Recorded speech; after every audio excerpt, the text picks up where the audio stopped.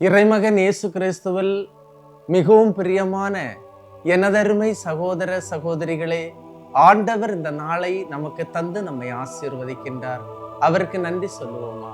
அன்பு தெய்வமே, இந்த அதிகாலை வேளையிலே எங்களோடு இருந்து எங்களை வழிநடத்தும் போது உம்முடைய அருள் கரத்தை தந்து, உம்முடைய இறை வார்த்தைகளை தந்து, உம்முடைய தூய ஆவியின் அருளை தந்து எங்களை வழிநடத்தும் போது நாங்கள் உம்மை போற்றுகின்றோம், உம்மை புகழ்கின்றோம், உமக்கு நன்றி கூறுகின்றோம். இன்று நாங்கள் ஏறெடுக்கின்ற இந்த இறைவார்த்தையின் அபிஷேகம் எங்களுக்கு கிடைக்கட்டும். எங்களுடைய வாழ்வுக்கு அடித்தளமாக இவை மாறட்டும். உம்முடைய அருள்கரம் தொடர்ந்து எங்களை வழிநடத்தட்டும். ஏற்றுக்கொள்ளும், ஏந்தி கொள்ளும். இந்த நாளை அர்ச்சியும், இந்த நாளை புனிதப்படுத்தும். இந்த நாளை நன்மைகளால் நிரப்பி உம்முடைய அருள்கரம் எங்களை தொடர்ந்து வழிநடத்தட்டும். ஆமென். அன்புமிக்கவர்களே, நாம் தியானிப்பதற்காக இன்று எடுத்துக்கொண்ட இறைவார்த்தை 1 சாமுவேல் 3ஆம் அதிகாரம் 2 முதல் 8 வரை உள்ள இறைவார்த்தை. ஒரு நாள் ஏலி தம் உறைவிடத்தில் படுத்திருந்தார். கண் பார்வை மங்கி வீட்டில் அவரால் பார்க்க முடியவில்லை. கடவுளின் பேழை வைக்கப்பட்டிருந்த இடத்தில் சாமுவேல் படுத்திருந்தார். அப்பொழுது ஆண்டவர் சாமுவேல் என்று அழைத்தார். அதற்கு அவன், இதோ அடியேன் என்று சொல்லி ஏலியிடம் ஓடி, இதோ அடியேன், என்னை அழைத்தீர்களா என்று கேட்டார். அதற்கு அவர், நான் அழைக்கவில்லை, திரும்பி சென்று படுத்துக்கொள் என்றார். 2ஆம் முறையாகவும் அவர் அழைத்தார். ஆனால் 3ஆம் முறையாக ஆண்டவர் சாமுவேல் என்று அழைத்தார். அப்பொழுது சிறுவனை ஆண்டவர்தான் அழைத்தார் என்று ஏலி தெரிந்து கொண்டார். ஏலி சாமுவேலை நோக்கி, சென்று படுத்துக்கொள், உன்னை அவர் மீண்டும் அழைத்தால் அதற்கு நீ, ஆண்டவரே பேசும், உம் அடியேன் கேட்கிறேன் என்று பதில் சொல் என்றார்.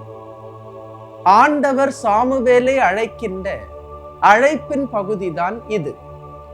தரிசன வரம் இருக்கின்ற ஏலி, கடவுளின் அழைப்பு, அந்த அழைப்புக்கு நீ பதில் தர வேண்டும். அந்த அழைப்புக்கு ஆமேன் என்று சொல்ல வேண்டும். இனி அழைத்தால் ஆண்டவரே பேசும், உம் அடியேன் கேட்கிறேன் என்று பதில் தர வேண்டும் என்று சாமுவேலுக்கு ஏலி கூறினார். கடவுளின் வார்த்தைக்கு செவிமடுத்த சாமுவேல் வளர்ந்தாரா, இல்லை தளர்ந்து போனாரா என்று நாம் பார்க்கும்போது, இதே அதிகாரம் 3ஆம் அதிகாரம் 19வது இறை வார்த்தை சொல்லுகின்றது, சாமுவேல் வளர்ந்தான், ஆண்டவர் அவனோடு இருந்தார். சாமுவேலின் வார்த்தை எதையும் அவர் தரையில் விழவிடவில்லை. சாமுவேல் வளர்ந்தான் என்று சொல்லப்படுகிறது. கடவுளின் உயிருள்ள வார்த்தையை கேட்பவன் வாழ்வில் வளர்வான். உனது குடும்பத்தில் உனது பிள்ளைகள் இறை ஆசீரால் வளர்ந்து வர இறை வார்த்தை கை கொடுக்கும். கடவுளின் வார்த்தையை கேட்டு நம்பி விசுவசித்து பதில் தந்த சாமுவேலோடு கடவுள் இருந்தார் என்று இறை வார்த்தை சொல்லுகின்றது. அன்புமிக்க சகோதரமே, சாமுவேலது வார்த்தை எதையும் அவர் தரையில் விழவிடவில்லை. கடவுளின் வார்த்தையை கேட்கின்ற உனது வார்த்தைக்கு ஒரு விலை உண்டு. சாமுவேல் ஆண்டவரின் இறைவாக்கினராக நியமிக்கப்பட்டார் என்று விவிலியம் சொல்லுகிறது. குன்றின் மேலிட்ட விளக்காக சாமுவேல் மாறினார். அதிக மக்களுக்கு அவர் ஆசீர்வாதமாக இருந்தார் என்று இறை வார்த்தை சொல்லுகிறார்.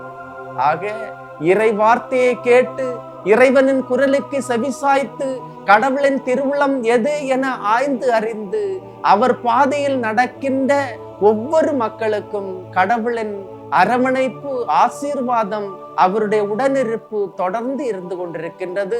ஒவ்வொரு நாளையும் அவர் வழி நடத்துவார், நன்மையை நோக்கி வழி நடத்துவார். துன்பங்கள், துயரங்கள், கண்ணீர், கவலை, கடன் தொல்லை, விடாப்பிடியான நோய் எல்லாவற்றிலிருந்தும் ஆண்டவர் நம்மை விலக்கி காப்பார். ஏனென்றால் அவருடைய இறை வார்த்தை இருக்கும் அளவும் பயமில்லை, துயரமில்லை. அன்புமிக்கவர்களே, இதை நாம் இந்த நாளிலே நாம் நம்புவோமா?